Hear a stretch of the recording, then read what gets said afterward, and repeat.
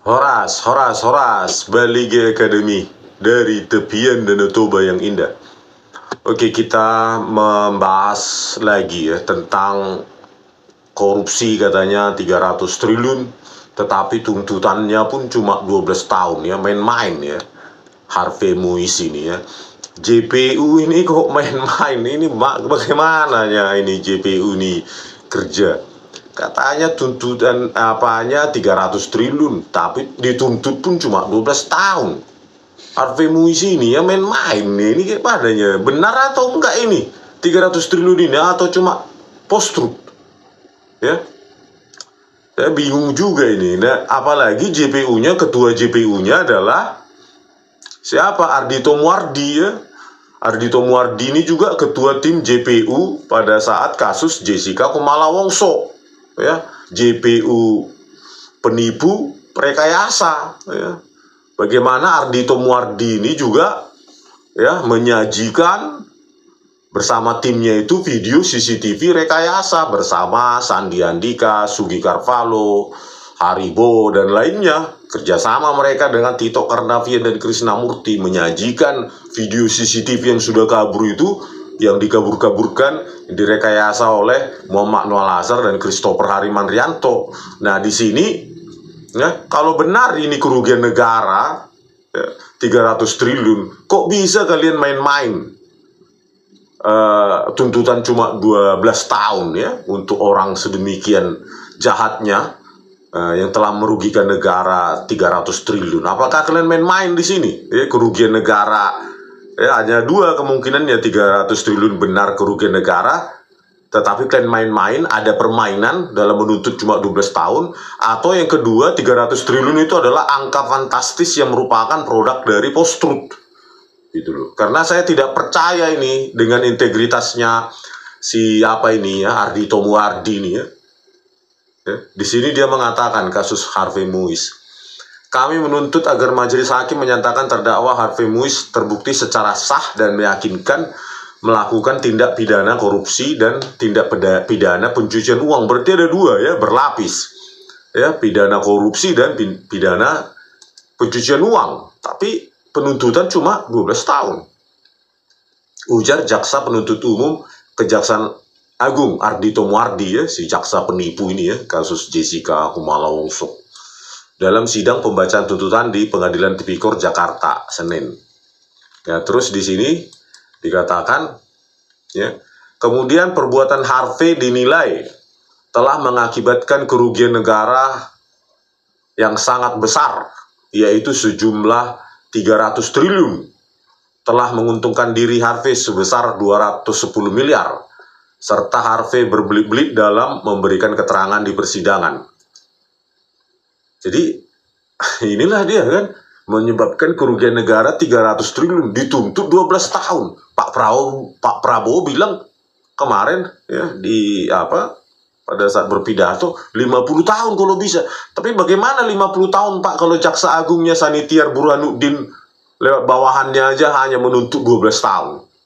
Ya, kan sangat langka hakim memutuskan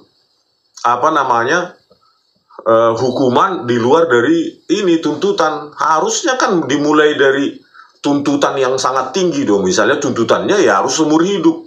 Beni Cokro jauh di bawah ini ya, dapat seumur hidup gitu. Ini kan tuntutannya main-main, tapi kerugiannya 300 triliun, terus pidananya berlipat, korupsi dan pencucian uang. Kan main-main ini si Ardhito Moardi dan timnya ini ya.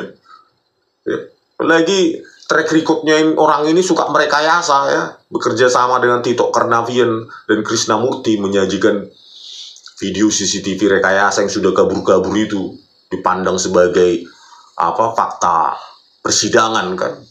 Track recordnya pun sudah buruknya si Ardhito Moardi ini. Ya, jaksa hancur ini moralitasnya. Ya, kerjasama dengan Muhammad Noel Azhar dan siapa itu Krishnamurti sebagai Dirkrimum Polda Metro Jaya 2016. Ya. Jadi ada dua kemungkinannya, 300 triliun produk post-truth ya, hitung-hitungan entah ngasal. Dan kalau hitungan itu benar, kenapa cuma 12 tahun tuntutannya, kan begitu. Hanya ada dua aja kemungkinannya. Apakah kalian main mata dengan Harvey dan lainnya? Ya. Terus apa nggak ada pun pedoman atau panduan penuntutan di Kejaksaan Agung? Kalau kerugian sekian yang dialami negara, maka tuntutannya seumur hidup atau hukuman mati. Itu. Kalau sekian 20 tahun, kalau sekian tahun gitu. Ya.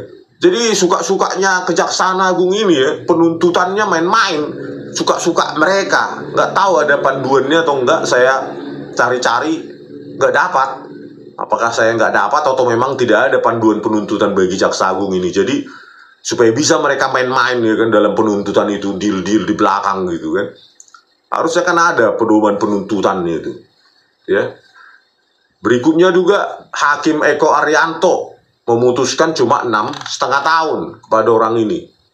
Ya, padahal ada peraturan mereka, dilanggar juga ya sama hakimnya itu. Eko Arianto, kita lihatlah di sini ya, ada Perma, ya, peraturan Mahkamah Agung nomor 1 tahun 2020, baru aja peraturan itu ya, sekitar 5 tahun kurang. Ketua Mahkamah Agung Republik Indonesia, peraturan Mahkamah Agung Republik Indonesia nomor 1 tahun 2020 tentang pedoman pemidanaan pasal 2 dan pasal 3 Undang-Undang Pemberantasan Tindak Pidana Korupsi, ya.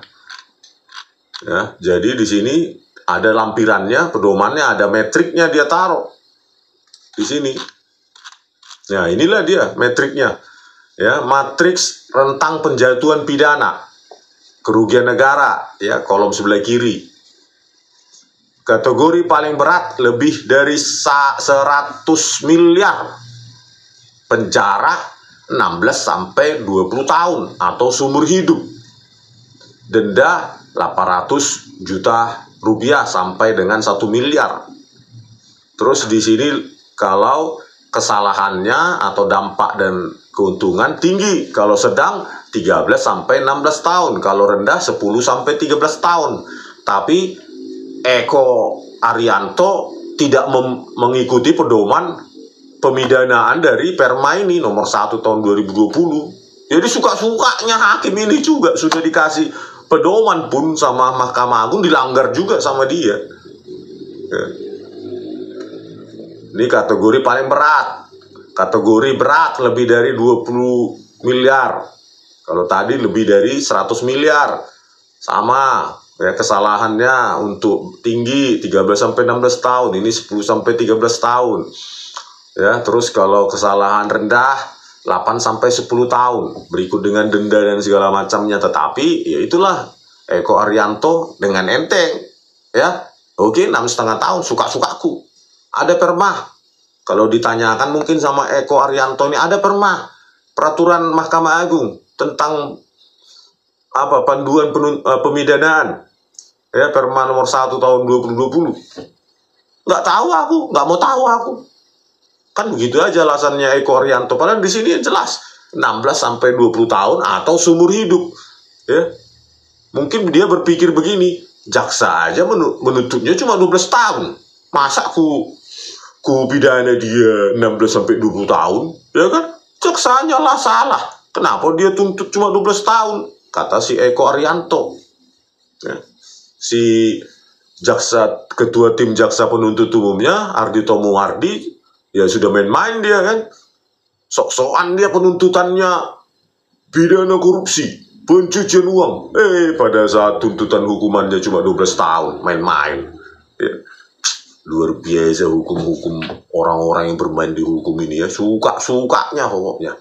Ya. Sudah ada pun panduan pemidanaan oleh Mahkamah Agung, dilanggar juga sama mereka. Padahal ini ada, atau seumur hidup. Harusnya kan kasih seumur hidup. Karena Beni Cokro aja jauh di bawah itu, ya jauh dari fantastisnya, kena seumur hidup. Kenapa kalian tebang pilih gitu loh, pilih-pilih ya. Wajar lah kalau kami menduga kalian bermain di belakang kan. Ya, ada duit di belakang, ya wajar publik menduga itu. Kalian yang bermain-main, tuntutannya main-main, cuma 12 tahun. Belum lagi ini putusannya juga main-main, 6,5 tahun. Melanggar Perma. Ya hancur kali ini negara ini.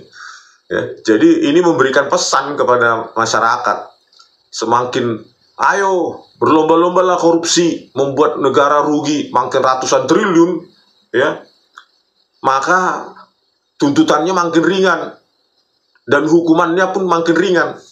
Ya, kalau nggak dikawal ini nanti naik banding lagi Harvey Muiz ini sampai PK, ya, tinggal kayak Sunarto lah nanti kan, ketika dia memutuskan mengurangi pidana Anas Urbaningrum dari 14 menjadi 8 tahun, kan tinggal cari prinsip-prinsip yang meringankan kan, unus testis, nullus testis katanya, satu saksi bukan saksi, langsung diturunkan 43%, 40% itu hukuman pidananya Anas Urbaningrum. Nah ini juga nanti bisa jadi nanti di PK ketemu Hakim Agung seperti Jupriyadi, Yohanes Priana, Sunarto, terus siapa lagi itu yang lain-lain ya, yang suka memotong pidana hukuman dari para maling uang rakyat, bandar narkoba. Bisa jadi nanti dicari pasal-pasal ya kan, atau prinsip-prinsip unus testis, nullus testis, berkuranglah lagi Harvey Muiz ini menjadi cuma 2 tahun. Publik lupa, ternyata dia udah bebas.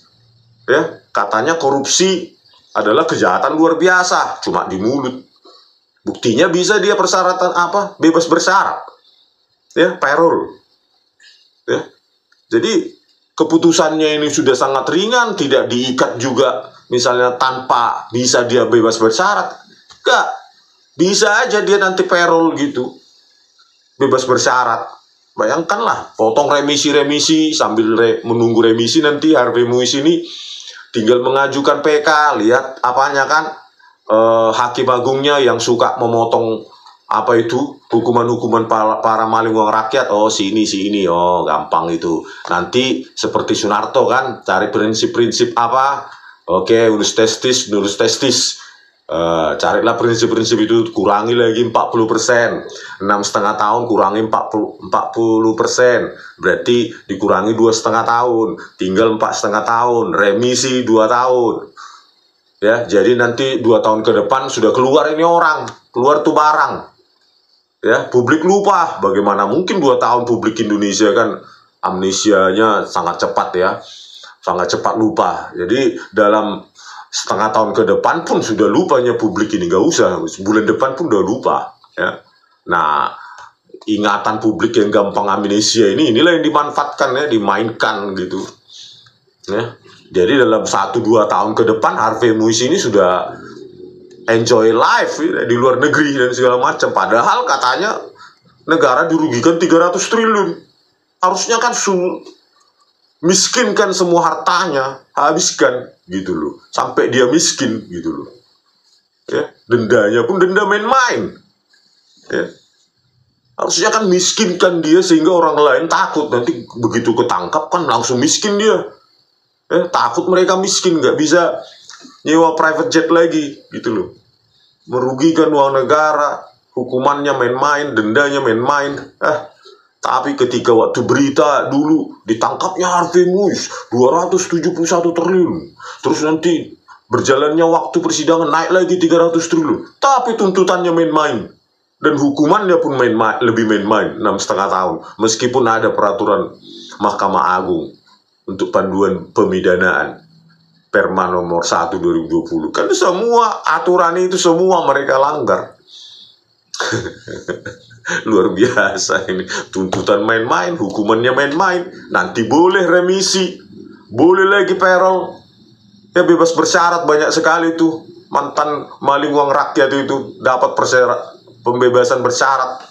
Jadi mananya yang katanya korupsi itu adalah kejahatan luar biasa, yang katanya Menteri HAM sekarang siapa itu, Natolius Pigai, korupsi adalah bagian dari pelanggaran HAM juga. Berarti double-double ini ya. Sudah korupsi, pelanggaran HAM, terus dikatakan juga kejahatan luar biasa, tapi tuntutannya main-main, apalagi hukumannya main-main.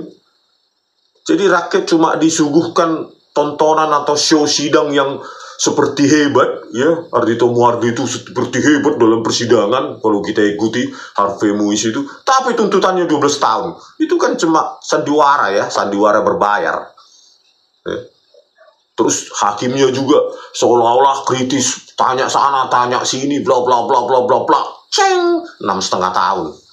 Alasannya yang meringankan adalah sopan. Yang kedua, ada tanggungan keluarga, dia udah berkeluarga. Yang ketiga, belum pernah dihukum. Itulah yang meringankan. Harusnya kan yang meringankan dia mengaku salah, benar, sekian yang kurugikan, maka silahkan sita aset saya semua. Saya merasa bersalah. Semua sita aset saya. Itu baru meringankan. Kalau cuma meringankan ya berkeluarga. Siapapun sekarang di Indonesia ini susah nyari orang yang tidak berkeluarga kan. Punya anak. Terus sopan. Ya iyalah dia sedang dituntut. Dipidana, kalau nggak sopan dia nanti kena seumur hidup. Kan gitu pikirannya. Yang ketiga belum pernah dihukum. Ya, di Indonesia ini 99% belum pernah dihukum. Alasan meringankan yang dicari-cari ya, supaya cocok lah ini 6,5 tahun. Ya nggak, Eko Arianto? Ya, Eko? Ya, udah enak lah kau di sana itu ya, Eko. Ya, enak lah kau. Ya, hukuman pidanamu ringan-ringan untuk maling uang rakyat. Ya, mantap kali kau Eko Arianto ya. Ya. Kayak milik bapak punya negara ini, suka-sukamu menghukum orang. Ringan kali. Ya. Luar biasa hakim-hakim ini. Ya, sangat track recordnya apalagi di Mahkamah Agung. Track recordnya menyunat, mendiskon besar-besaran. Para maling uang rakyat ini sudah terkenal sampai ke dunia dunia luar dan dunia lain. Oke, sekian pemirsa ya.